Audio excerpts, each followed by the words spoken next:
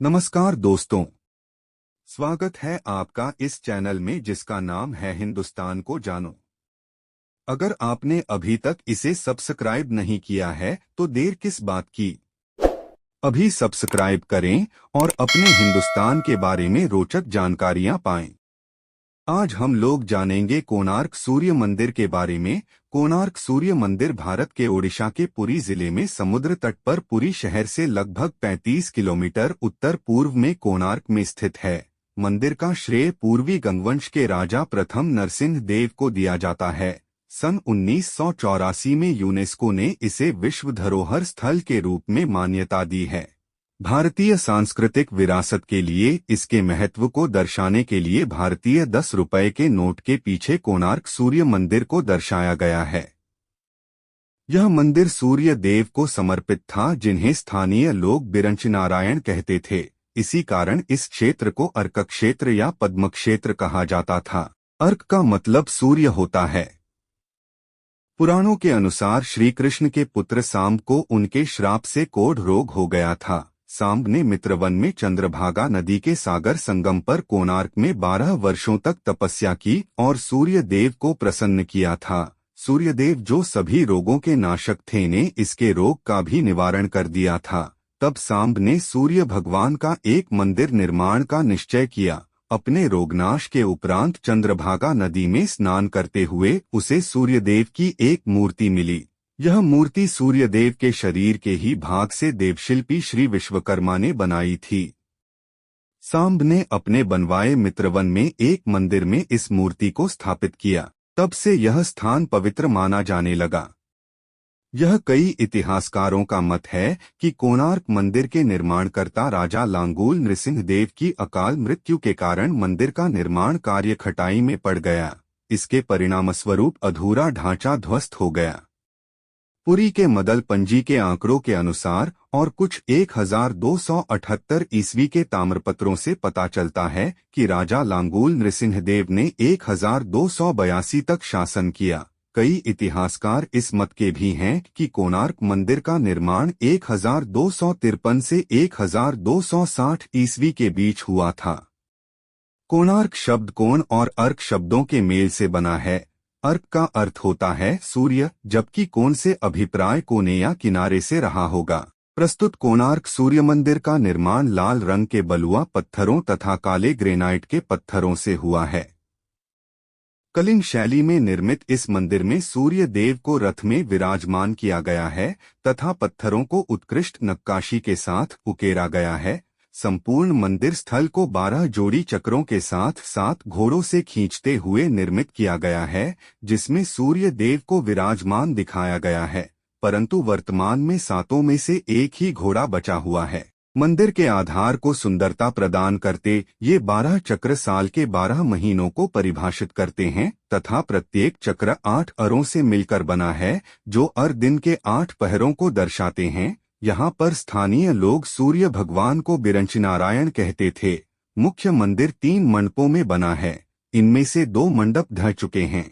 तीसरे मंडप में जहाँ मूर्ति थी, अंग्रेजों ने स्वतंत्रता से पूर्व ही रेत व पत्थर भरवाकर सभी द्वारों को स्थायी रूप से बंद करवा दिया था ताकि वह मंदिर और क्षतिग्रस्त न हो पाए। इस मंदिर में सूर्य भगवान की 3 प्रतिमाएं हैं, जिसमें बाल्यावस्था या उदित सूर्य की 8 फीट की प्रतिमा, युवावस्था या मध्याह्न सूर्य की 9.5 फीट की प्रतिमा तथा प्रौढ़ावस्था या अपराह्न सूर्य की 3.5 फीट की प्रतिमा स्थापित है। इसके प्रवेश द्वार पर 2 सिंह हाथियों पर आक्रामक होते हुए रक्षा में तत्पर दिखाए गए हैं। दोनों हाथी एक एक मानव के ऊपर स्थापित हैं। ये प्रतिमाएं एक ही पत्थर की बनी हैं। ये 28 टन की 8.4 फीट लंबी, 4.9 फीट चौड़ी तथा 9.2 फीट ऊंची हैं। मंदिर के दक्षिणी भाग में 2 सुसज्जित घोड़े बने हैं, जिन्हें उड़ीसा सरकार ने अपने राजचिह्न के रूप में अंगीकार कर लिया है। ये 10 फीट लंबे व 7 फीट चौड़े हैं। मंदिर सूर्य देव की भव्य यात्रा को दिखाता है। इसके प्रवेश द्वार पर ही नट मंदिर है। ये वह स्थान है जहां मंदिर की नर्तकियां सूर्यदेव को अर्पण करने के लिए नृत्य किया करती थीं।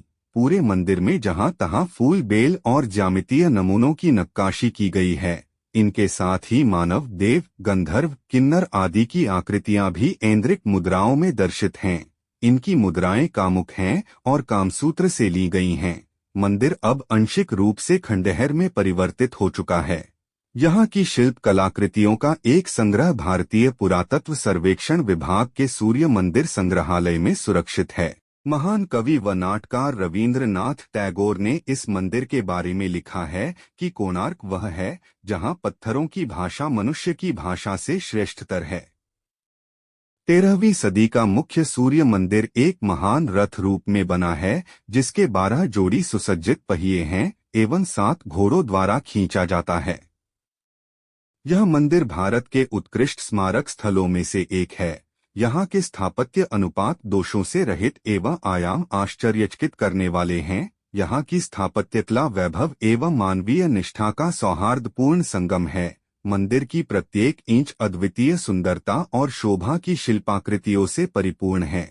इसके विषय भी मोहक हैं, जो सहस्रों शिल्प आकृतियां भगवानों, देवताओं, गंधर्वों, मानवों, वाद्यकों, प्रेमी युगलों, दरबार की छवियों, शिकार एवं युद्ध के चित्रों से भरी हैं। इनके बीच बीच में पशु पक्षियों और पौराणिक जीवों के अलावा महीन और पेचीदा बेल बूटे तथा ज्यामितीय नमूने अलंकृत हैं। उड़िया शिल्पकला की हीरे जैसी उत्कृष्ट गुणवत्ता पूरे परिसर में अलग दिखाई देती है। अब इसका काफी भाग ध्वस्त हो चुका है, जिसके मुख्य कारण वास्तु दोष भी कहा जाता है, परंतु मुस्लिम आक्रमणों की भूमिका अहम रही है। कहा जाता है कि यह मंदिर अपने वास्तु दोषों के कारण मात्र 800 वर्षों में क्षीण हो गया था, जिसे वास्तुकला व नियमों के विरुद्ध कहा सुना जाता है।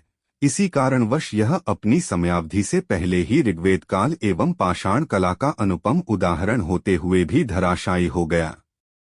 कई कथाओं के अनुसार सूर्य मंदिर के शिखर पर एक चुंबकीय पत्थर लगा था। इसके प्रभाव से कोणार्क के समुद्र से गुजरने वाले जहाज इस ओर खिंचे चले आते थे, जिससे उन्हें भारी क्षति हो जाती थी। अन्य कथा अनुसार इस पत्थर के कारण जहाजों के कंपास यंत्र सही दिशा नहीं बताते। इस कारण अपने पोतों को बचाने हेतु मुस्लिम नाविक इस पत्थर को निकाल ले गए। यह पत्थर एक केंद्रीय शिला का कार्य कर रहा था, जिससे मंदिर की दीवारों के सभी पत्थर संतुलन में थे।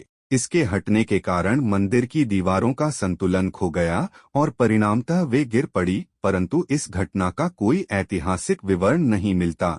न ही ऐसे किसी चुंबकीय केंद्रीय पत्थर के अस्तित्व का कोई ब्यौरा उपलब्ध है।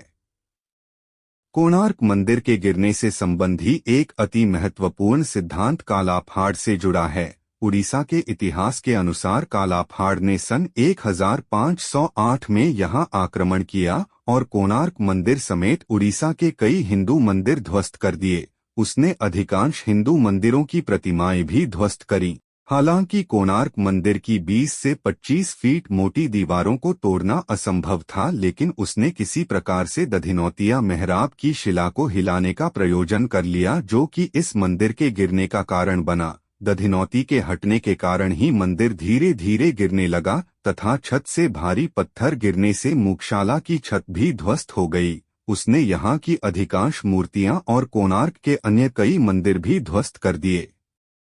18वीं शताब्दी के अंत तक कोणार्क ने अपना सारा वैभव खो दिया और एक जंगल में बदल गया। इसके साथ ही मंदिर का क्षेत्र भी जंगल बन गया, जहां जंगली जानवर और डाकुओं के अड्डे थे। यहाँ स्थानीय लोग भी दिन के प्रकाश तक में जाने से डरते थे। इस मंदिर को इस तरह से बनाया गया था कि सूरज की पहली किरणें पूजा करने की जगह और भगवान की मूर्ति पर ही पड़ें। अपनी कई खासियत के चलते इस मंदिर ने यूनेस्को की विश्व धरोहर स्थल में अपनी जगह बनाई है।